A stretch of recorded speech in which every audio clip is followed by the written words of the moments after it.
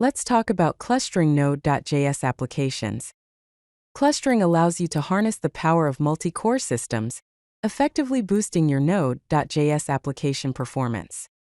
We will explore how to scale applications using the cluster module. By default, Node.js runs on a single thread. This means it only utilizes one CPU core. This can be a limitation, especially when you have a server with multiple cores sitting idle. So there is an unused CPU potential. The cluster module is a built-in Node.js module. It helps to spawn child processes that share server ports. It creates worker processes. It balances incoming requests across these worker processes.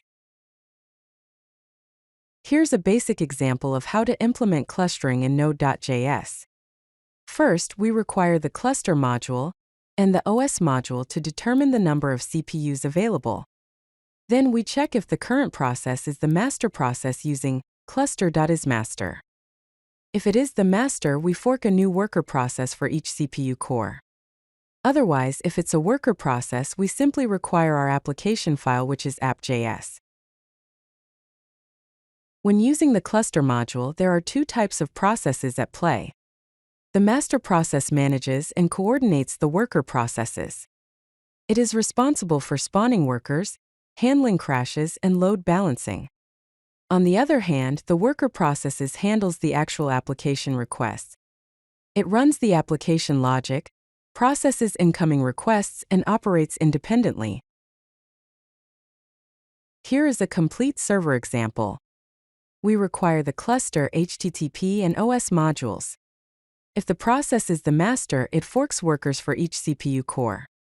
Otherwise, it creates an HTTP server that responds with a message including the worker's process ID on port 3000.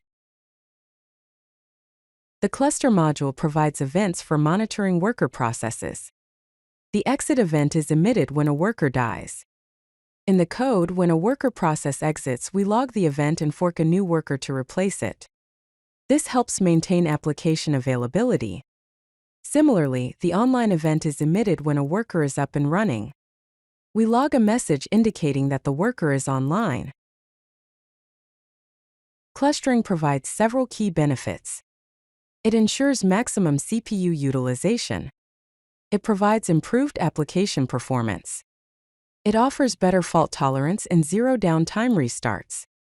When using clustering, monitor worker health. Handle graceful shutdowns.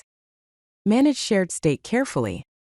Also, log worker activities for debugging and monitoring purposes. If you like this video, hit that like button and don't forget to subscribe. Visit CodeLucky.com for more such useful content.